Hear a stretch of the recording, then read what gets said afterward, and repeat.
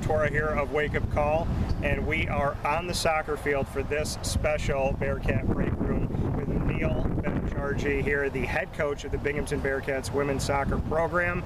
Very excited about this opportunity for you to get to know Neel more in this Bearcat Breakroom and to get you set for the upcoming season, as we are so very close to it, believe it or not. So Neel, first and foremost, how are you?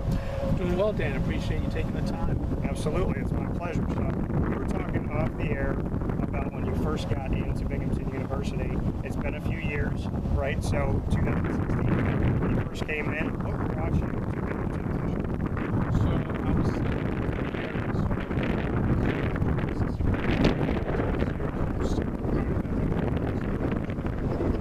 University as well.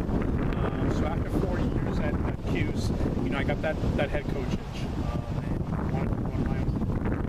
And I think there's a lot of academics were. And if I could borrow a term that G. Marshall mentioned, I saw a sleeping giant. Yeah. I saw a great opportunity where student athletes can come in, get a great education, a great experience. All my recruiting ties, we could bring in some really strong student athletes and ultimately build a successful program. And certainly that's something that we've had a good share of success over time. We keep that going for the continued future. You said you got the itch. When you talk about George Washington, Boston College, and Syracuse, what was within that time period of learning before that itch came to be the head coach? What did you take away from those stops that you think have allowed you to be the leader you are? So I think a lot of it came down from the mentors that I had. So Tanya Vogel was the head coach at George Washington before becoming athletic director. Allison Foley at Boston College, and then Phil Wedden at Syracuse. So I saw a bunch of things, and I'm like, oh yeah, I like that. And as coaches, that's what we do, right? We kind of steal stuff. And so I'm like, okay, these are bits and pieces that I would want to do, or maybe I want to tweak it this way, or maybe I'd want to do it but use this kind of language, or however you want to get the communication across. Now, there are certain things that I know that, okay, maybe that's not what I would do, not because it was wrong or anything like that, it just maybe didn't fit my personality. So as I was seeing it and doing it over time, and over those 10 years as an assistant coach, learned a lot and saw some things that I would take away that has helped me a lot. And then even once you become a head coach, believe me, there's a huge learning curve, that first year especially. And I'm still evolving, still learning. There are a lot of things that I took away during my 10 years as being an assistant that helped me to get that eventually itch, give me some coach. And you mentioned Phil Wedden, who's a friend of mine, and I got to meet him, I can't believe how many years ago it was, but while he was coaching here at Syracuse, and he's going to his office and see all that work that he's doing with Team USA, and the players and really the goalkeepers that he's worked with, and people that he got to know over time. So I'm Phil, if you're watching, I'm going to be selfish with this one. I'd love to talk about that experience you had with Phil Wedden. Yeah, so Phil was a little bit different because actually my background was a goalkeeper as well. So I actually got to do in terms of stuff on the field, with the field players, which I think Phil and I got to do some things together with the keepers, but then I still have more of an opportunity to work with the field players, talk about tactics. He gave me a big hand in terms of recruiting. I came from Boston College, which was a pretty successful ACC program.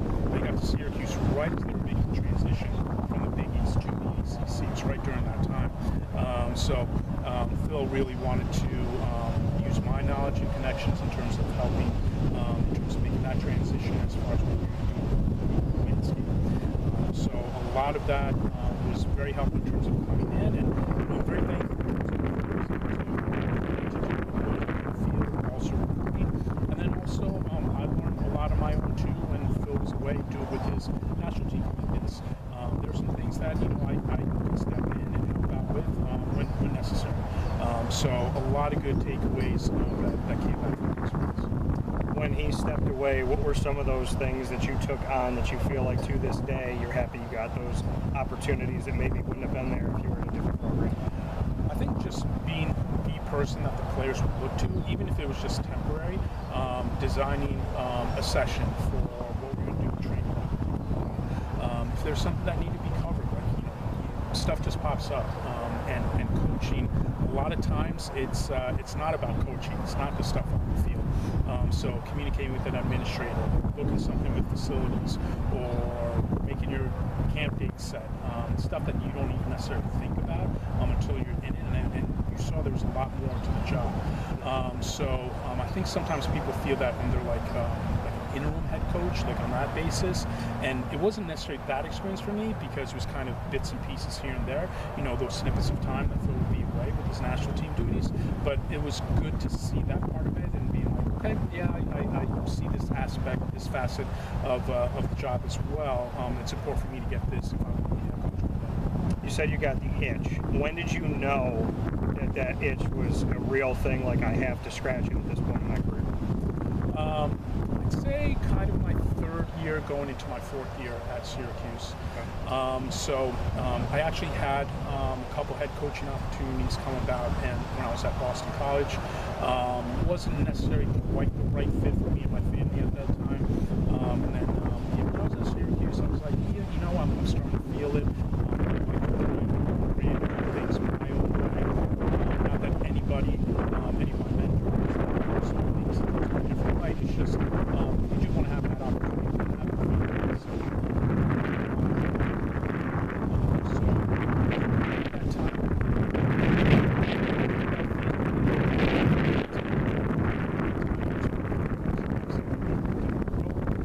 some connections that I knew at Binghamton and You said that you take those words from Binghamton University Athletics Director Gene Marshall, the sleeping giant. Why is Binghamton a sleeping giant? So when I got there, so the year before I arrived in 2015, Binghamton women's soccer had finished in last place in the American East, and actually Syracuse, we had scrimmaged them a couple of times, and I just knew that they could. There's more that could be done in terms of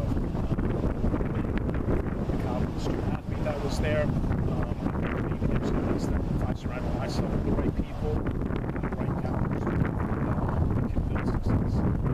So I saw that as certainly a strong suit in terms of this opportunity to grow. It wasn't a situation where I was going to be walking into UNC and having to replace a legend. It was more a situation of I could come in and okay, we're going to have to. It's going to take some time to get this built someplace. If we did it, we didn't take any shortcuts. We did it the right way. I saw a tremendous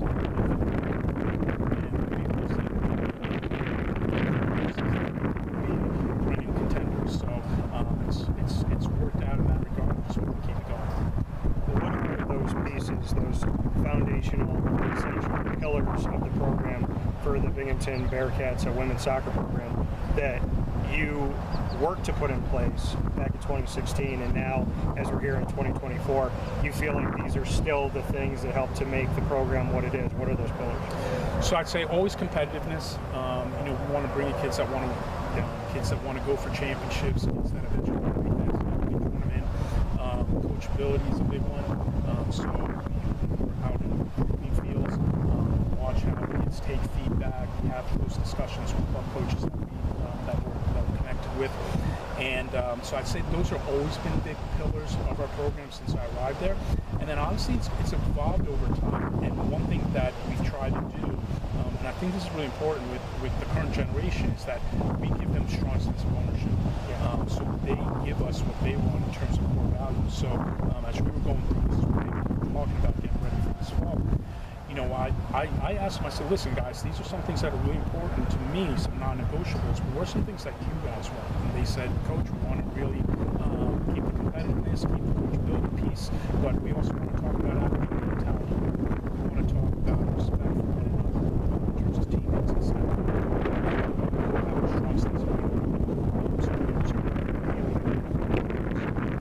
that would be the course of these experiences as we get into the fall season. But I can, honestly, I don't think a whole lot has changed in terms of the bigger picture. But I think one thing that I've learned is in my own coaching evolution, 10 years, maybe even 5 or 6 years ago, it was me kind of giving the information at the top level, and we involved student athletes a lot more. And I feel like that's a strong way to do it because we trust our kids to do it. Their hearts, their really strong sense of say.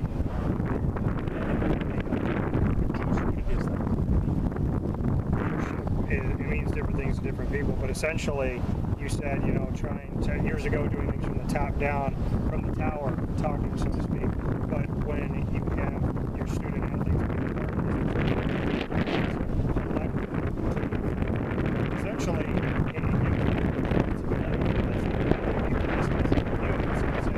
okay, well, Coach told us all the things that they wanted to do, and if it doesn't work, then it's Neel's fault. Well, now it's like, if they're a part of this, if you have success, it's everybody, and if there's those moments of adversity, then it's everybody. So instead of you kind of take the onus on you if something happens, I think giving them the opportunity to be a part of the leadership of this team, it also gives them more of a responsibility to, if something doesn't work out, we got to figure this out, instead of just looking at their coach and going, well, coach, you got to change this, you got to do that. I think that's a great way to do it, because I think that the team essentially is going to put more on themselves and maybe be more apt to fix things in that scenario. Absolutely, you hit it on the head. So a lot of leadership comes from what happens when you're doing it. So it's not me dictating, okay, it's going to be done. You just have to follow the line. It's that we have conversations. That's important. We have those conversations, because when stuff happens in the moment, if you haven't talked about it before, then you essentially haven't rehearsed what basically could happen. There's adversity, as you said. So talk about it, bring it up, take the time to actually produce what it is that we want to be known for. Then we can get to a good spot. So the one thing that I've told our team is, if we're not in the room, it's other people in the room. What are they going to say about you? What are they going to say about you individually? What are they going to say about the program, Binghamton side? What do you want to be known for? And these are the things that we're going to focus on day by day, passing them out every day. And then when we do get a little bit off track, which can happen over the course of the season, we know where we need to be, because we discussed it, we talked about it. So for us, we really focus on the process, we focus on what we want to do in the moment. We know where we want to be in terms of competing, going for championships and all of that, but if we have the right people, the right character, and we know what we want to do, so when we get there, good things happen. Transfer portal, name, image, and likeness, realignment, just having no geographical sense of what ways of conferences now. There's so many things that are going on that are affecting the quote-unquote enterprise of collegiate athletics. How do you tackle that when you're out there recruiting and you know that some of these conferences have ballooned to be coast to coast, and the American East is actually trying to be dedicated to the area that it was supposed to be in when it chose its name? When you're in a conference like that and you see all these other things happening, and you see name, image, and likeness, and you may have a student athlete say to you, well, how much money am I going to get? What's your collective like? Do you have a collective? And then you get into the transfer portal and coaches that, you know, might shake hands with your student athletes after the game and say, hey, if you come play for us next year, we'll get you this, that, whatever. There's all of these things that, whether legal or not, can happen, and it's easier for them to happen now. How do you go about that when you have all the duties that you already have as a coach, and now with name, image, and likeness not having a lot of parameters, the transfer portal having some but being more open, and this kind of constant recruiting of your own team? How do you go about that? Yeah, so you bring up a number of really big picture issues, and another thing too is this recent NCAA settlement, and how that's going to affect schools, and how that's going to hit the major schools specifically. So I think the first thing is you have to know who you are. So in the American East, it's for the most part Northeast schools where you're going to go to state universities, really strong public universities. In our case, we're so for us, in terms of the transfer portal, that's a big issue.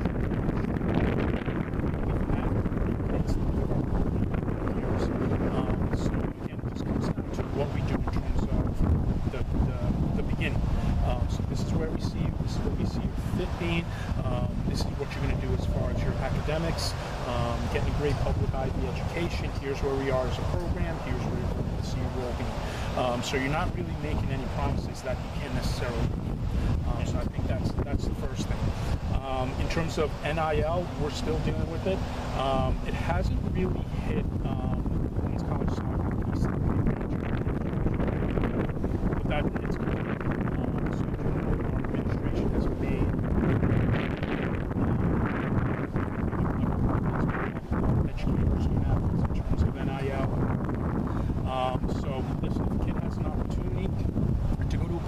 for, and NIL money is on the table that could be life-changing for them. We get it, we understand it, and we know who we are. That you can come in here, get a great education, get a great competitive experience, and we'll help you in terms of taking those next steps in life. Binghamton University being announced as one of the top 10 public Ivy Leagues in the entire nation, it speaks for itself, the fact that student still matters and student athlete. What does that mean to you to be at an institution where we're not just saying student athlete, they mean student athlete? You're going to be challenged at Binghamton. The student athletes, no matter what the sport, they're not taking easy courses. They don't have an easy workload. They're in this place where they're being challenged so much on the fields and the courts and the tracks and the pools of life. They're being challenged in the classroom. So to sell that and mean that for Binghamton, what does that mean to you? The fact that education is still going on? Yeah, so and that's something we bring up in the initial conversation. So for example, June 15th is the first time when we can talk to prospective student athletes sophomore year to junior year. That's one thing we bring about. We talk about is this is a place where you're going to get balance. So if you want to be successful on the soccer pitch or the pool, the courts, wherever the case may be, you can do that here. If you want to compete for championships, you can do that here as well. And what we tell is that one doesn't necessarily come at the expense of the other. You can do both those things at really good level.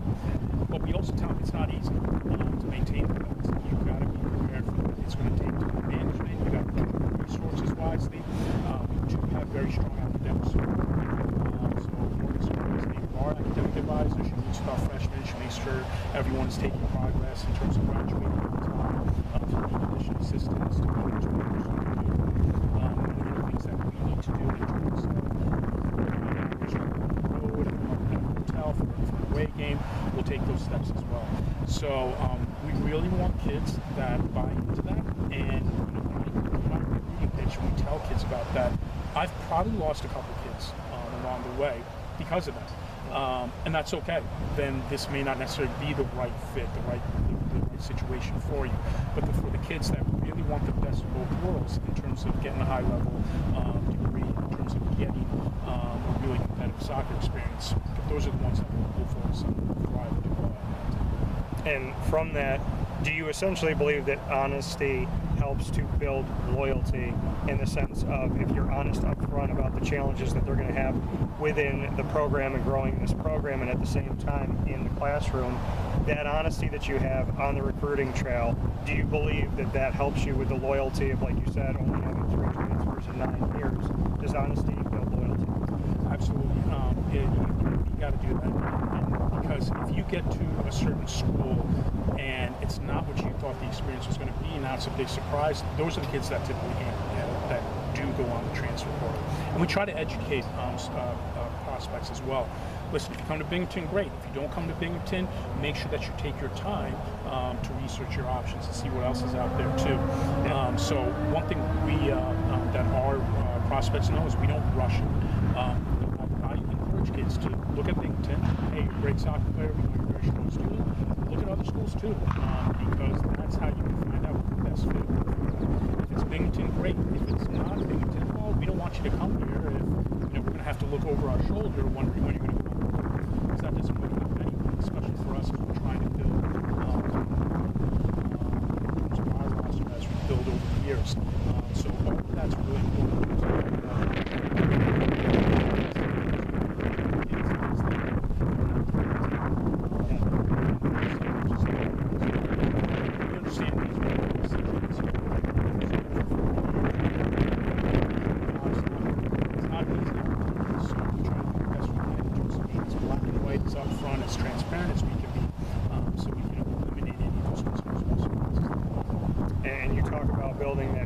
Culture, which is not just practice, it's not just film, it's not just running, it's not just lifting, it's everything about, and you brought up mentality too.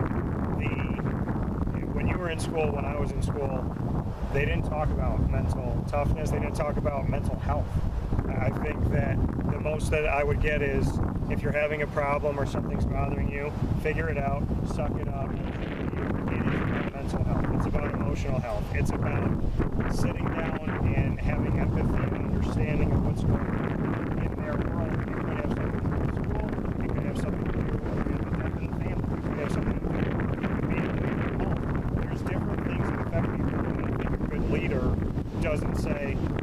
have 20 kids, I'm going to lead them all the same.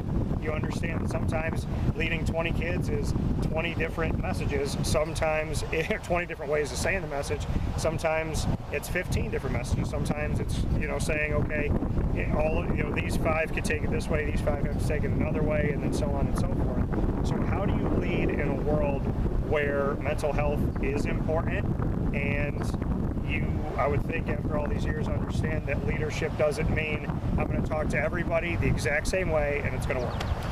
So the key things is, number one, you have to be willing to listen, and number two, you have to be approachable. So our kids can come to us, and it may be an associate head coach Chris Hall, it may be assistant coach being female, being closer in age to them. Maybe that might figure in. That may matter. I think Binghamton, we're also unique in that we actually have mental health support services just for our department. There aren't many athletic departments across Division I that can say that, whether it's power forward, major, or otherwise. So the fact that we've got that support is critical too. And for that, when we say that's a place that kids can go, it's not because we're not willing to listen. It's just that may be their best support system in that time. We have some kids that maybe it's a confidential thing, and they don't want their coach to necessarily know. Or maybe, hey, I'm dealing with this issue. I don't want coach to necessarily be in the know about all these things, because maybe that might affect how my playing time might be questioned. Which that doesn't really come up from a coach's side, but I can see that question coming up from a student athlete. So to eliminate those concerns, we've got confidential support services as well. So I think the big thing is just listening, getting a sense of what kids may be going through, and then just being approachable if something does come up. And then just check-ins. Hey, how you doing? And sometimes you get, oh, coach, I'm fine. I'm like, I didn't see you the last couple of days. Let's dig a little bit more. And then sometimes things can come out from there. And it's important to just not see them as soccer players. So they might be going through some of these things, young men, relationship issues, things at home. And if those things are happening, the stuff that happens between the lines from a coachability standpoint, those don't get taken as much. Not because it's a bad thing or a disrespectful thing, it's just there's something going on there. So yeah, the way that we're in tune to mental health, I think is important. It's certainly something that we bring up, and if we can assist with that, we'll do that. Or if someone on staff that can do that, we'll make sure those processes are sensible. You mentioned your staff. Just what you can say about what they mean to you and just what they've done to challenge you. Yeah, so, and I'm very fortunate in terms of the staff that we've had over the years. Went on to become head coach at Paris. Taylor Schramm is now head coach at Bearcat. So, we've been able to help people along in their career path. With our current staff, I'm very honored that we have the opportunity to have Taylor Bennett on staff. Taylor, we go back to actually left before she got there. So I got to know Taylor and her family pretty well during that time, and then during her senior year. So I've known the family very well, and congratulations, Taylor. She just got married over this weekend, so so we had a fun time at her wedding. So it was great to celebrate that special day with Taylor and her husband Mike. So she's been great in terms of what she can do and what she can offer to our student athletes. She also played professionally in Iceland for 3 years and has some great kids. Most recently living in Mike in terms of looking at overseas prospects. So she's got that level of experience in playing the ACC and playing professionally. And she was a very good center back, so she's a simple defenders and back line. And then associate head coach Chris Hall, so he came in as an assistant. Very happy that we were able to help him this title this year. Chris is a little bit of a different hire for us. A little bit older, a little bit more seasoned, which is younger coaches kind of first or second step. Whereas Chris came in, experience, very good on the field, great leader.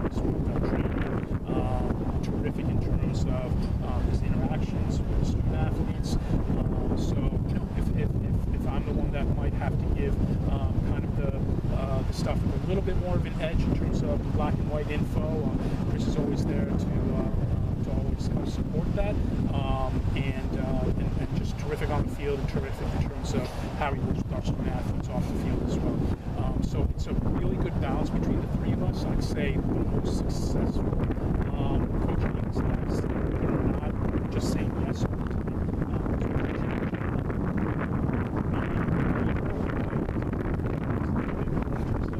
Defensive side of things, and Chris can challenge me a little bit more on the attacking side of things, and then we'll meet somewhere in the middle, and make sure we're using the same terms, the same language, and all that. But very honored to have a group of honor staff along with our support staff and academic services, sports medicine, strength and conditioning, and it's just been a good blend for our kids to always have something to do. I blame God so many times for things that just happen to work out.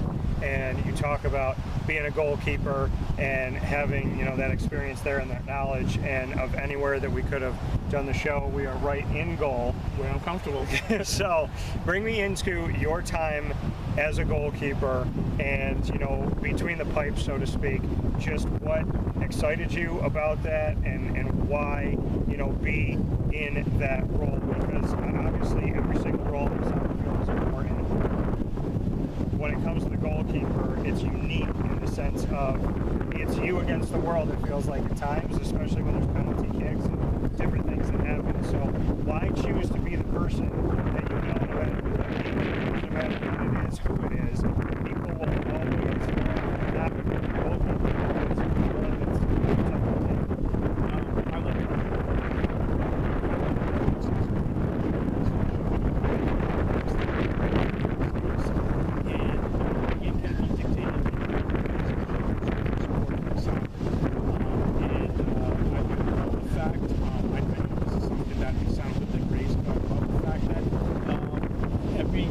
Matters, right? So you can make 6 great upper corner saves, and then one can go through your hands, and that can cost you the game. Yeah. So I love that you have to play that with that edge, and you can't really take that mentality off at any point.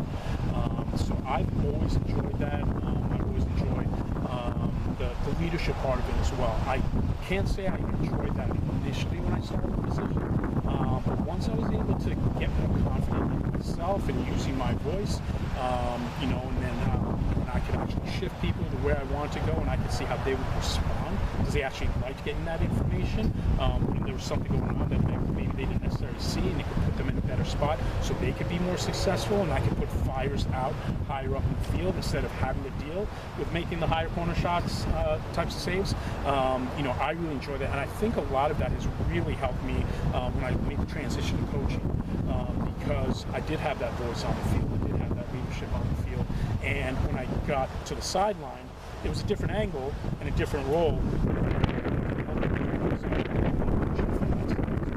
So I loved it, I enjoyed it, and I also just learned how to deal with things in terms of, like any other player, in terms of making improvements during the process and all of that. So I'm an old enough dinosaur to tell you that when I played up until high school, you could pass back to the goalkeeper, they could pick it up with the hands. Those windows in FIFA changed the rules, and then I had to be actually good with my feet. Yeah. Like my goalkeepers, I was terrible. So when the ball would come to my feet, it was a lot of it. It might hit my striker, or it might go in row double C in stance. Yeah. But that was something that I had to work on and improve, just like anything else in goalkeeping. Having that skill set, learning from that process, I think is also helpful for me. How do you, as a goalkeeper, when someone is coming at you and they're trying to fake you out? I mean, obviously you watch film and you look at tendencies and whatnot, but is it an instinct that God just puts in you that cannot be taught? What is of everything that you can learn and all the film that you can watch and everything that you can do and as athletic as you can be, what is that kind of X factor to being a goalkeeper? Does it really come down to just pure instinct of where you think the ball's going? Well, a lot of it comes down to technique. I think a lot of prospects that we watch now, they're coming from clubs where there actually is a goalkeeper coach. And I'd say that's probably changed a lot in the this last generation. So they're learning the technique, ways to do different things. But at the end of the day, as long as you keep the ball in the back of the net, that's really all that matters. So if you do that with your kneecaps or you do it with your head, as long as you keep the ball out of the back of the net, that's what it comes down to. So I think when we look for goalkeepers as goalkeepers, the big things for us is, do they have a sense of bravery? Do they communicate well, which to me shows that they're confident? Are they athletic? And do they know how to kick? Because if they can't properly strike a ball by the time they get to high school, it's probably a difficult trait that they're going to be able to pick up once they get to college. So those are the big things that we look for. And but really, those are the big things, along with mentality. So if they can come up with big goals, it's one thing if you can make an impressive save where you're up 6-0. It's hot. Your team 88th minute, and then you if those are the keepers that have that kind of mentality, that rise up to those big moments, those are intangibles. I love soccer. I can honestly say the first time I ever got to coach as a head coach, I got to coach at Carbondale, my Upstate travel team, and I had U12. So I do love this sport, so I want to dispel something with this sport. There are people that will not watch it in America or in general because they say if it starts 0-0 and it ends 0-0, I feel like nothing happened and I wasted hours of my life.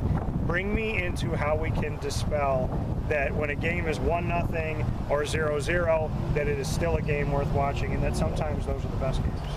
Yeah, I think a great thing to do is to sit down with someone that knows the game and can explain the tactics as they're happening. All right, so I'll give you an example. My wife's grandfather, so he would watch the game with me. Neil, I don't know anything about soccer. Explain this to me. Just seems like 11 people just moving around and chasing the ball. And so I would explain the tactics. And, I would know enough about either team to understand what they're trying to do. He's like, oh, that makes sense now. Yeah. The other thing, too, that I would say is try it. For people that may not understand the game, try it. Play 3v3. And see the technique that's needed to control the ball and pass the ball. See some of the tactics. Understand this is where you have to step. This is where you drop. Some of those things. And then you get even more of an appreciation with that. And I've seen some wonderful 0-0 games with a lot of drama, a lot of action. And some of it might be just what's called for. So, as you're watching Copa America, you're watching the Euros right now. Some teams, as they get to that third game in the group stage, and they need a draw, 0-0 might actually be a great game for them.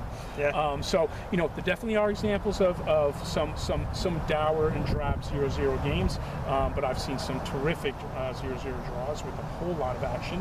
I think just the more you can understand it, just not just watching people watch or running around, but actually the tactics and why they make that pass, why is the line here, why did the goalkeeper like to make this decision.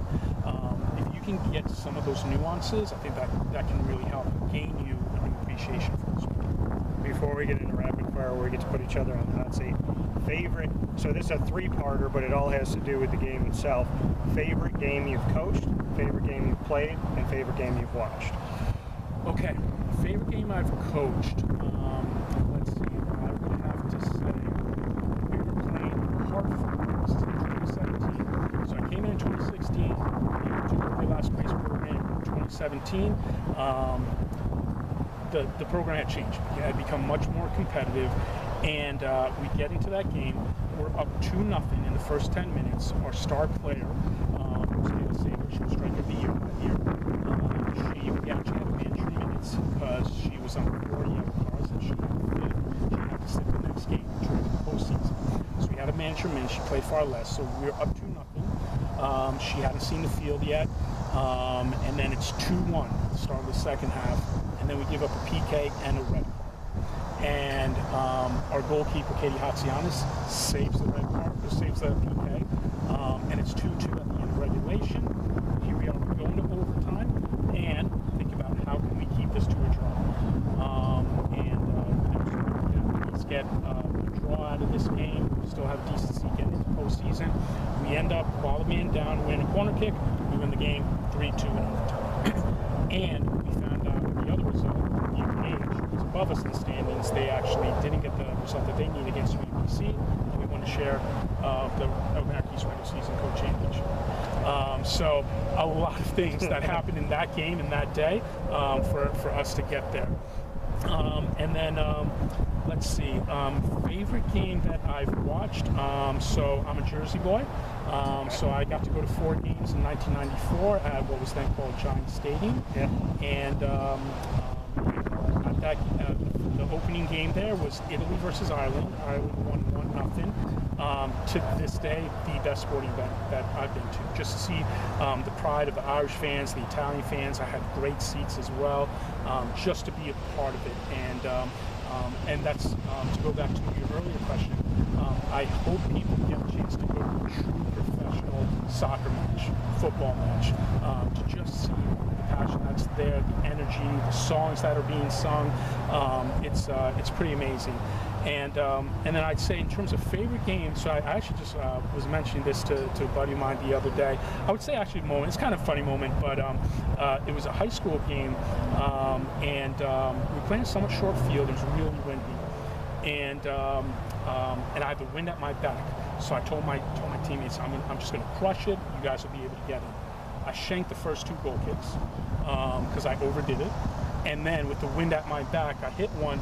Forward was standing 20 yards into the other half. You can't be offsides in a goalie, which a lot of people don't know because you don't see that a whole lot. It was actually get it to him. He got an assist on that goal. We ended up winning 1-0, and I got an assist on the play. So I'm sure there are other moments, but yeah, that's one that just came up recently. Okay, fair enough. Well, with that being said, rapid fire here with Neel Bhattacharjee, the head coach of the Binghamton Bearcats women's soccer program, in this edition of the Bearcat Breakroom and our exclusive multimedia marketing partnership with Binghamton University on Wake Up Call with Dan Tortora. And you get the first question, so you can ask me anything you want. Okay, what would you say was your biggest challenge coaching U12s? Oh man, honestly, the coach that they had before, who was the father of one of my players, I've told this story before, but he was the coach right before me, and I just wanted an opportunity. I went there and I was like, what do you have available? You know, I played basketball pretty much my whole life. And they said, well, we have soccer, what age? And I said, give me the youngest that you have, because my plan was to be with them and watch them go all the way through and continue to get to coach them. So he had taught the kids to slide tackle and to go with cleats out and to go after the shins. So he wanted to maim everybody in order to win the game, or if we're going to lose, let's not lose as bad because we injure people. So I had to train my kids to stop hurting people, and we didn't win as many games, but by the end of the season, my absolute favorite moment was, and I didn't even know about this at the time, so we had to play on another field, and the goals were smaller, so we didn't get to play on our home field because we didn't have lights. So we go to this field that has lights, the coach is on the other side. At the time I'm 22, I think the coach is a little bit older than me, and they said, you guys are tied, do you want to play overtime? You don't have to, but if you both agree to overtime, then whoever wins in overtime, that counts, that's the victory. So I agreed to play overtime, but I kind of just let it up to him. I knew I wanted to play, but I just kept my mouth shut. And so the coach was like, yeah, let's play overtime, like whatever, let's just do it. And the ref looks at me, yeah, it's fine. So we play overtime, like right in the beginning. One of my best kids, nicest kid, extremely talented kid, he goes in the corner, and I didn't know about this at the time, and I have him take my corner kick from the right side. He brings it in, and the kick goes flying by the goalie, hooks around him, and goes right into the left side of the net, and they go, golden goal, game's over. And the kids look at me, I look at them, I don't know what to do. The coach on the other side, he goes, well, that doesn't count, I didn't agree to overtime. And I said, oh no, I looked at the ref, I said, you know he agreed to that. And it was if I won the Super Bowl or Copa America or whatever. So yeah, I mean, I would say the challenge was teaching them how to do things the right way, but I was also really challenged because I didn't know the game like someone who had played in their lives. I was learning the game. So I was learning the game with them, and at times they were teaching me. And I think, you know, nowadays if I had the opportunity to coach or be an assistant or something like that, I definitely have the passion for it, but I would school myself a lot more than I did back then. My first question for you, Neel. Well, I'm all about creating things, being original, being unique, and innovative. So with a last name like Bhattacharjee, I look at it and I hear battery charged. So I want to know if there's some Binghamton shirts that we can make with the hashtag battery charged and have like a full battery with all the green for Binghamton. If you would be open to having a little hashtag or a little motto that goes off of your name. Absolutely, I'd be up for that because I have been called that before. So you're not the first one. So yeah, if we want to create a hashtag or a T-shirt, yeah, by all means go for it because I'm used to it. So I've definitely been called that in the past. Not as much recently, but definitely in the past. So yeah, I'd definitely be up for that. Yeah, I like that. It's a good energy thing, positive, and we always need to charge our batteries, so that's a good thing. And you know, with NIL and all that stuff, maybe one of these phone companies can help to sponsor something like that. That'd be nice. What's your second one? All right, so before we started the camera roll, I know we had a brief conversation about some of the places you've been, but it seems like you always keep coming back here. So what do you enjoy about this area? What are your favorite things to do? What keeps bringing you back home? I mean, it's where my family, a lot of my family on my dad's side, some on my mom's side. So when they came from Italy, they went to Ellis Island and they ended up here. So, you know, generations of just being true to this community. I'm Italian and Hispanic. I take that very prideful. It means a lot to me. And, you know, I love the blue collar here. I say it all the time, but there's a macro and it makes me think about Syracuse. It makes me think about Central and Upstate New York. He said, I got my city right behind me if I fall in the gap. And I just care. I care about people. The business owners that I work with, they're not absentee. They work with their employees. You see them at their job. They're there cooking. They're there answering questions. You would never even know that they're the owner because they're literally doing the jobs that somebody maybe wouldn't want to do that just started working there. So, you know, I think it's the quality of people, it's the character of people. It's, you know, giving back to my grandparents and my great-grandparents and my parents. And what keeps me coming back is, you know, if I'm going to put my name on the door and create something, why not do it in the place where I grew up, in the grit that I've learned? And, you know, I have the beauty of being here in my hometown, and at the same time, I get to travel the world. And I don't know a better life that I get to see everything, but I get to, you know, start it from the ground up here. So I think God's given me the best of both worlds, and I love my people. My question to you, Neel, is, well, since we're here, so Binghamton's not that far away, but we're meeting here in Syracuse. So what ties you to the community? What keeps you giving back to this community of upstate New York and even Syracuse here in Central New York? Sure. So I moved here. So my wife Mary and I, we have two daughters. So Naya, who's 14 and about to start high school, and Nora, who's 12. And so both of them were born in Boston. But we moved when Nora was 9 days old. So she's kind of this walking timeline of our time here in Syracuse. And like you, for somewhat similar reasons and somewhat different reasons, we love the community here. So we live in Jamesville, love the school district. Our kids went to Jamesville Elementary, now to Jamesville Middle School, and now we got one that went to the high school. So we love the educators that we have here, the neighborhood that we live in, the neighbors that we have. It's just been a great community. Great people, a lot of blue collar, a lot of people that you know, have similar values to us in terms of how important family is to them, and for the role that education is going to play in our kids' lives. So when I took the position at Binghamton, I remember when I had the interview, and it was Pat Elliott at the time who was the athletics director, and you know, I told my wife, she said, "Great, we're not moving." I said, "Okay, I got it." And here I am 9 years later, and I make that commute down, which I've gotten pretty used to. You know, that it's a pretty drive on 81, especially in the fall, and so I don't mind it at all. And actually, I get a lot of time in the car, and sometimes it's decompressing from the day. Yeah. Sometimes it's using my Bluetooth to talk to recruits. So I make good use of that, and we love it here, especially like in the summertime right now. I know this is when a lot of people like to travel. We actually like to stay put because the opportunity to be by a lake, which you know we get from time to time. It's just a great place to be. So yeah, we love it, and it's a good sports community too. And I still have ties at SU, just good people there, and I'm very fortunate in terms of the people I work with and work for at Binghamton University. Yeah, you mentioned Jamesville, and one of our newest partners, Brian's Landing. I love Brian's Landing out there. What's your final question for me? So I know you've got do a good job in terms of covering sports at all different levels and different sports. But what sport are you the biggest fan of, and what was the sport you grew up playing?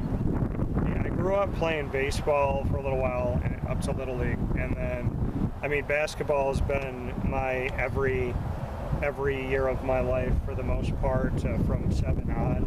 I have a passion and an appreciation for sports because of the people that I meet, because of coaches like yourself, and because of student athletes, and because of professional athletes. So I would really honestly go to anything.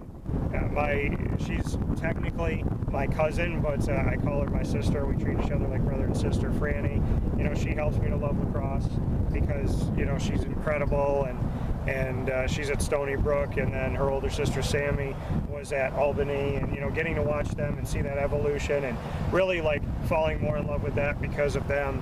And soccer, it was, I in college I had just graduated, but I was living in the area working at ESPN, and I ended up dating an outside mid, and we obviously broke up, but she was somebody who her entire family played, and her dad coached, so they really got me to love the sport and got me to play it and got me to learn it, and then I wanted to coach it. So I would say that I've had opportunities with so many different things. I think I'm a better quarterback than I used to be on the football field for flag football.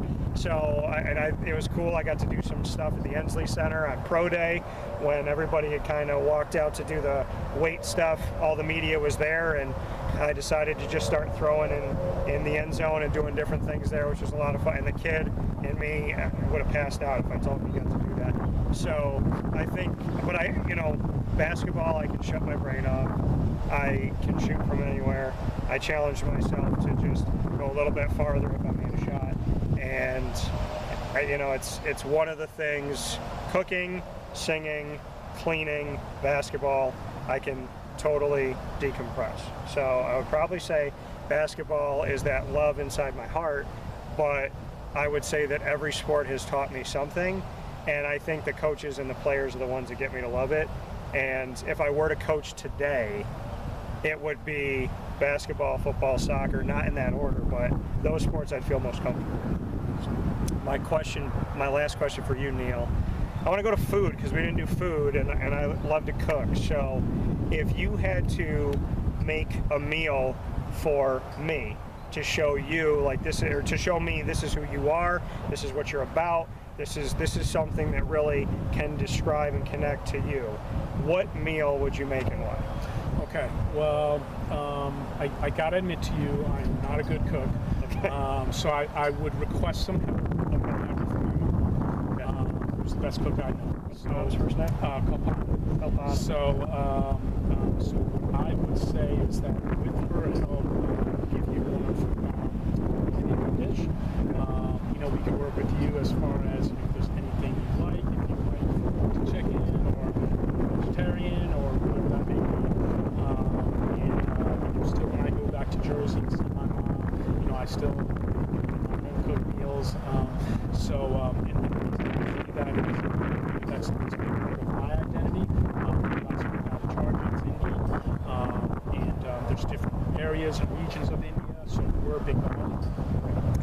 So my mom grew up in Calcutta, and so I've got I take a lot of pride in my ancestry, and also it's one thing that I'm proud to say I'm a member of the Asian Pacific Islanders coaches community, which just started pretty recently, and that's there are different pockets of coaches communities, black coaches, women's coaches, LGBTQ, and and finally I remember it was right during COVID. Kind of looked at one another, and it's a small community, and said, hey, we've got a space here too, but we need to advocate and talk for one another as well. So I'm proud that we've been able to establish that group. But yeah, just to if there's a meal that would do it, it would be some that would come from my mom, and just warning, I would absolutely elicit some help from her in order to prepare that for you. Well, shout out to Mom and shout out to your heritage and how important that is to you. I would absolutely take some Indian cuisine without doubt. So I like to try things from all over the world, and definitely like to have some. I'm never the picky one. So normally when it comes to my mom, and she's like, "Where do you want to go for dinner?" I'm like, "Mom, just tell me where you want to go." Because I will name places, and my mom, I don't want to go there. So I always tell her, I'm like, "You pick," but I'm the least picky. Like if you put, I've had octopus, I've had all different types of stuff. So if you put it out in front of me, I will give it a shot. And you know, the octopus was actually a Spanish dish, which was really cool to get to try that. It was a seafood salad, but it had octopus in it. So with that being said, a shout out to family, to the Binghamton family, the Bearcats, of course, is the Bearcat Breakroom. Here with you exclusively on Wake Up Call with Dan Tortora inside of the Travel Heritage Hill Studios. And of course, we're very happy to have our partnership with Binghamton University and with all of their sports programs. For now, for the women's soccer program, the Bearcats in general, and for head coach of the soccer program, Neel Bhattacharjee. Thank you, Neel, for your time.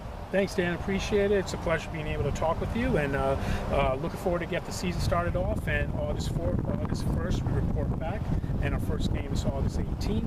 So looking forward for people to follow us on the season. Absolutely, and you can make sure that we'll be talking throughout the season with women's soccer. And as we always say here, go Bearcats. Appreciate it. All right, good stuff. Thank you.